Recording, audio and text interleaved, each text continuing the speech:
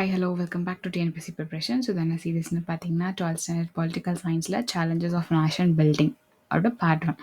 So இது வந்து நம்ம சப்ஸ்கிரைபர்ஸ் வந்து கமெண்ட் பண்ண வீடியோ இது. தட் மீன்ஸ் இந்த லெசன் வேணும் அப்படின்னு கேட்டிருந்தனால இது எடுக்கிறோம். ஸோ ஐ திங்க் 2 பேர் கமெண்ட் பண்ணியிருந்தாங்கன்னு நினைக்கிறேன். So challenges of nation building வந்து போட சொல்லி. ஸோ அதுக்காக இதை வந்து எடுக்கிறோம். ஸோ இதோட பார்ட் 1 ஆஃப் த வீடியோ இது. ஸோ இது லைக் நான் இது வரைக்கும் அனலைஸ் பண்ண பேப்பர்ஸில் வந்து லைக் இந்த சாப்டர்லேருந்து கொஷின் அந்த மாதிரி எனக்கு தெரியல. இன்கேஸ் நீங்கள் ஏதாச்சும் பார்த்துருந்தீங்க, இதோட இம்பார்ட்டன்ஸ் தெரிஞ்சிருந்துச்சுன்னா கமெண்ட் செக்ஷனில் கமெண்ட் பண்ணுங்கள். ஸோ என்ன சிலபஸ் லிங்க் ஆகும் அப்படின்னு நான் நினைக்கிறேன் அப்படின்னா India since independence.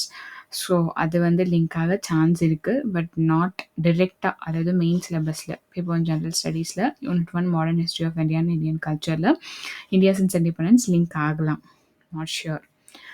So first வந்து ஒரு ஆக்டிவிட்டியாகவே கொடுத்துருக்காங்க, என்னென்னா James Mill. So James Mill வந்து ஒரு ஸ்காட்டிஷ் எக்கனாமிஸ்ட். ஸோ இங்கே இருக்க Scotland. So Scottish economist, so political தெரப்பிஸ்ட்டும் கூட, ஃபிலாசபரும் கூட. இவர் வந்து ஒரு 3 வால்யூம் புக், அதாவது வால்யூம் 1, வால்யூம் 2, வால்யூம் 3ன்னு இருக்கும், அந்த மாதிரி ஒரு புக்கை வந்து பப்ளிஷ் பண்ணியிருக்காரு. என்ன புக்குன்னா history of British India. So 1817 இந்த புக்கை பப்ளிஷ் பண்ணியிருக்காரு. ஸோ அதில் வந்து என்ன சொல்கிறாருன்னா இந்தியன் ஹிஸ்ட்ரியை 3 பீரியடாக டிவைட் பண்ணியிருக்காரு. ஒன்று ஹிந்துஸ், இன்னொன்று வந்து முஸ்லிம்ஸ், இன்னொன்று Britishers. That means Hindu rule பண்ணது, அப்புறம் முஸ்லீம் ரூல் பண்ணது, அப்புறம் பிரிட்டிஷர்ஸ் ரூல் பண்ணது. இந்த மாதிரி ஹிஸ்ட்ரியை 3ஆக கிளாஸிஃபை பண்ணியிருக்காரு. ஸோ இந்தியாவுக்கு பிரிட்டிஷர்ஸ் வரத்துக்கு முன்னாடி ஸோ ஹிந்து அண்ட் முஸ்லீம் அட்டோக்ராட்ஸ் வந்து ரூல் பண்ணிகிட்டு இருந்தாங்க. ஸோ அப்போ வந்து அந்த சோஷியல் லைஃப், அதாவது இந்தியாவோட சோஷியல் லைஃப் சமூகத்தில் வந்து என்னென்ன இருந்துச்சு, அதிகமாக இருந்துச்சு அப்படின்னா ரிலீஜியஸ் இன்டாலரன்ஸ். ஸோ மற்ற ரிலீஜியஸை எக்ஸெப்ட் பண்ணிக்கிற டெண்டன்சி கிடையாது, டாலரன்ஸ் இல்லை. கேஸ்ட் டேபூஸ், ஸோ இது பண்ணக்கூடாது, இதில் இருந்தால் இது பண்ணக்கூடாது. அப்புறம் மூட நம்பிக்கைகள், ஸோ இதெல்லாம் வந்து நிறைய இருந்திருக்கு. ஸோ இவர் என்ன நினச்சாரு, ஜேம்ஸ் மில் என்ன நினச்சாரு அப்படின்னா பிரிட்டிஷ் ரூல் வந்து இந்தியாவை சிவிலைஸ் பண்ண சான்ஸ் இருக்குது. எப்படி அப்படின்னா பிரிட்டிஷ் இன்ட்ரடியூஸ் பண்ணுற சட்டங்களாலேயும் அவங்க கொடுக்குற இன்ஸ்டிடியூஷன்ஸாலேயும் இந்தியாவை வந்து சிவிலைஸ் பண்ண முடியும் அப்படின்னு சொல்லிட்டு சொல்கிறாங்க. ஸோ சிவிலைஸ் பண்ணால் இந்தியாவுக்கு வந்து ஒரு என்லைட்டன்மெண்ட்டும் கிடைக்கும் பிரிட்டிஷ் ரூலால் அப்படின்னு சொல்லிட்டு அவர் வந்து அவரோட பெர்ஸ்பெக்டிவ் வந்து அது. ஸோ இந்தியாவில் பிரின்ஸ்லி ஸ்டேட்ஸோட எமர்ஜென்ஸ் அப்படின்னு பார்த்தீங்கன்னா princely states are native states. So இது வந்து ஒரு பெரிய அட்மினிஸ்ட்ரேஷன், ஒரு நிர்வாகத்தோட ஒரு குட்டி யூனிட், ஒரு பார்ட். ஸோ இது எய்தர் வந்து மொனார்கிக், அதாவது ஒரு அரசர் அவங்க பிள்ளைங்க அப்படின்னு சொல்லிட்டு ஆட்சி செய்வாங்க இல்லையா. ஸோ அந்த மாதிரி டைரெக்டாக ரூல் பண்ணுவாங்க. அப்படி இல்லைன்னா ஒரு பெரிய அந்த மாதிரி ஒரு மொனார்கிக் கவர்மெண்ட்டு கீழே ஒரு சப்சிடரியாக வந்து இந்த பிரின்ஸ்லி ஸ்டேட்ஸ் வந்து இருந்திருப்பாங்க. பட் என்னவா இருந்தாலும் ஒரு அட்மினிஸ்ட்ரேஷனோட ஒரு ஸ்மாலர் பாக்கெட்டாக இருந்தது தான் வந்து இந்த பிரின்ஸ்லி ஸ்டேட். ஸோ அது எப்படி பிரிப்பாங்க, எப்படி அது பிரின்ஸ்லி ஸ்டேட்டை பிரிச்சிருக்காங்க அப்படின்னா பேஸ்ட் அப்பான் ஒன்று பொலிட்டிக்கல் நேச்சரா, இல்லை லிங்குவல், வேறு லாங்குவேஜ் பேசுகிறனால இப்போ நம்ம ஸ்டேட்ஸை பிரிச்சிருக்கோம் அந்த மாதிரி, இல்லை கல்ச்சரல், இல்லை ஜியோகிராஃபிக்கல் லேண்ட்ஸ்கேப். ஸோ இந்த மாதிரி ஏதாவது ரீசனால் ஒரு நிர்வாகத்துக்காக, தட் மீன்ஸ் ஈஸ் ஆஃப் அட்மினிஸ்ட்ரேஷனுக்காக பிரித்தது தான் வந்து princely state. So western and central இந்தியாவில் எப்போ பிரின்ஸ்லி ஸ்டேட்ஸ் வந்துச்சு அப்படின்னா ராஜ்புட்ஸோட என்ட்ரி, அதாவது சென்ட்ரல் ஏஷியாவிலேருந்து ராஜ்புட்ஸ் இந்தியன் சப்கான்டினென்ட்க்கு 200 AD வந்திருக்காங்க. ஸோ அப்போவே வந்து பிரின்ஸ்லி ஸ்டேட் அப்படின்ற கான்செப்ட் வந்து இருந்திருக்கு. ராஜ்புட்ஸ் அப்படின்றதுக்கான மீனிங் பார்த்தீங்கன்னா சன்ஸ் ஆஃப் கிங்ஸ். ஸோ நம்ம தமிழ்லேயே சொல்லுவோம் ராஜபுத்திரர்கள், ஸோ ராஜாக்களோட sons. So sons of kings அப்படின்றது அதுக்கான மீனிங். ஸோ பிரின்ஸ்லி ஸ்டேட்ஸ் வந்து முகல் அண்ட் பிரிட்டிஷர்ஸ் வரத்துக்கு முன்னாடியே வந்து இருந்திருக்கு அப்படின்னு வந்து சொல்கிறாங்க. ஸோ சில நான் ராஜ்புட் பிரின்ஸ்லி ஸ்டேட்ஸும் இருந்திருக்கு. அந்த மாதிரி பிரின்ஸ்லி ஸ்டேட்ஸ் வந்து எய்தர் நவாப் ஆர் நிசாம் ரூல் பண்ணியிருந்திருக்காங்க. இல்லை அப்படின்னா அது வந்து அந்தந்த நேட்டிவ் ரூலர்ஸே ரூல் பண்ணிட்டு இருந்திருக்காங்க. ஃபார் எக்ஸாம்பிள் மைசூர், ட்ரவாங்கூர், புதுக்கோட்டை இதெல்லாமே. ஸோ எந்த ஒரு பிரின்ஸ்லி ஸ்டேட் அதாவது எந்த ஒரு மொனார்க்கியல் அதாவது ஒரு அரசர் ஆட்சி செய்றாரு. அந்த ஸ்டேட் வந்து பிரிட்டிஷர்ஸ்க்கு கீழ வருதோ, அத பிரின்ஸ்லி ஸ்டேட்ன்னு சொல்ல ஆரம்பிச்சாங்க. ஸோ வேர்ட் பிரின்ஸ்லி அப்படின்றத வந்து பிரிட்டிஷர்ஸ் வந்து டெலிபரேட்டா ரீட்டெயின் பண்ணாங்கன்னு சொல்றாங்க. டெலிபரேட்னா எனக்கு தெரியும் நான் இதுக்காக தான் இத பண்றேன். கான்ஷியஸா ஒன்னத்த வந்து பண்றது.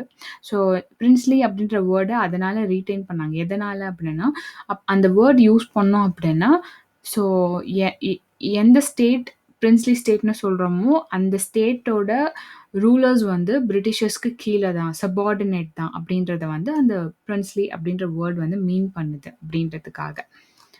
ஸோ இதெல்லாம் பிரிட்டிஷர்ஸ் ப்ரொவின்சஸா இருந்தது. இது எல்லாமே பிரின்ஸ்லி ஸ்டேட்ஸ் அப்படின்னு வந்து மேப்ல மென்ஷன் பண்ணியிருக்காங்க. ஸோ இந்த பிரின்ஸ்லி ஸ்டேட்ஸ ஒண்ணு கொண்டு வரதுக்கான முயற்சி பிரிட்டிஷர்ஸ் தான் பண்ணாங்களா? இல்ல அதுக்கு முன்னாடி நடக்கவே இல்லையா? அப்படின்னு பார்த்தீங்கன்னா, ஸோ நெறைய டைனாசிட்டிஸ் ட்ரை பண்ணியிருக்காங்க. Starting from Magadhan kings. So Magadhan kings வந்து Ajatashatru and Bimbisara 6th century பிசில வாழ்ந்தவங்க.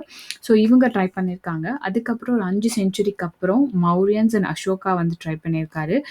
அத ஃபாலோ பண்ணி சந்திரகுப்தாவோட மகன் சமுத்திரகுப்தா இவங்களும் வந்து இந்த மாரி பிரின்ஸ்லி ஸ்டேட்ட இன்டகிரேட் பண்றதுக்காக ட்ரை பண்ணியிருந்திருக்காங்க. அதாவது இந்த குட்டி குட்டி கிங்டம்ஸ் எல்லாமே வந்து ஒரு குடையின் கீழ், ஒரு ஆட்சிக்கு கீழ வரதுக்காக ட்ரை பண்ணியிருந்திருக்காங்க. பட் அத அச்சீவ் பண்ணவே முடியல. ஸோ நெறைய பிரின்ஸ்லி ஸ்டேட்ஸ் வந்து அதாவது அவங்களோட அட்டானமி தட் மீன்ஸ் அவங்களோட அட்மினிஸ்ட்ரேஷன் அவங்களோட அவங்க வந்து யாருக்கும் கீழ போக மாட்டாங்க. அந்த மாரி அட்டானமிய வந்து மெயின்டெயின் பண்ணியிருக்காங்க.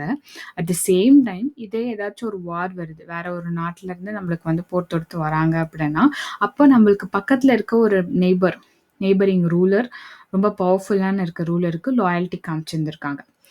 ஸோ இந்த குட்டி குட்டி கிங்டம்ஸ்க்கு இடையில இருந்த அதாவது யாருக்கு விட பவர் அதிகம், அவங்க மேல இருந்த பொறாமை, அப்புறம் அடிக்கடி ஒருத்தருக்கு ஒருத்தர் அக்செப்ட் பண்ணாம disagreement.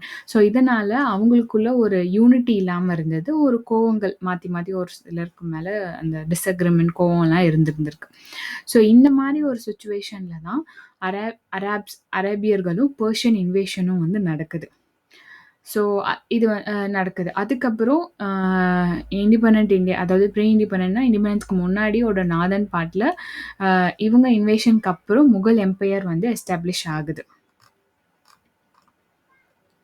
So Persian and Arabian இன்வேஷன்னு சொன்னோம் இல்லையா? ஸோ இங்க இருக்கு அரேபியா, இங்க இருக்கு பெர்ஷியா.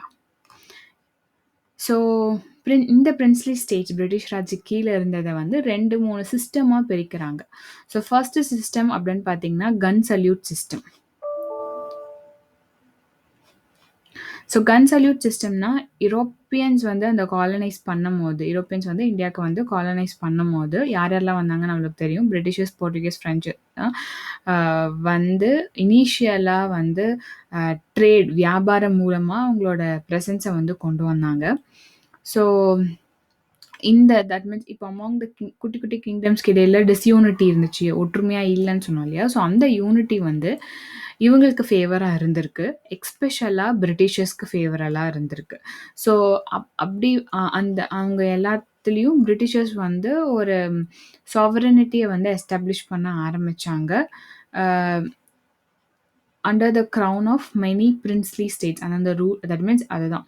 ஸோ நீங்கள் வந்து நீங்களா ஆட்சி செஞ்சுக்கலாம். பட் உங்களோட அந்த பவர் அந்த சபார்டினேட்னா எங்களுக்கு கீழ தான் நீங்க வருவீங்க. ஸோ பிரிட்டிஷர்ஸ்க்கு கீழ அந்த பிரின்ஸ்லி ஸ்டேட்ஸ் வந்து வருவாங்க அப்படின்னு வந்து சொன்னாங்க. ஸோ ப்ரீ இண்டிபெண்டன்ட் இண்டியாவுக்கு முன்னாடி பார்த்தோம்னா 5 இண்டிபெண்டன்ஸ்க்கு முன்னாடி இருந்த பிரின்ஸ்லி ஸ்டேட்ஸோட கணக்குன்னு பார்த்தோம்னா 565 ஸ்டேட்ஸ் இருந்திருக்கு.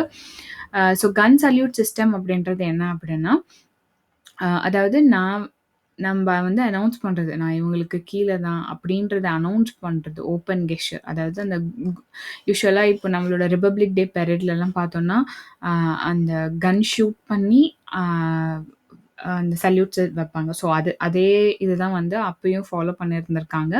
அதை செஞ்சு நாங்க வந்து பிரிட்டிஷர்ஸ்க்கு வந்து அவங்களோட இதை வந்து குடுக்குற மாரி. தட் மீன்ஸ் அந்த பவர் அப்படின்றத வந்து குடுக்குற மாரி. அவங்களுக்கு கீழ தான் நாங்க அப்படின்றது சொல்றதுக்கான கெஸ்சர் தான் வந்து அந்த கன் சல்யூட்.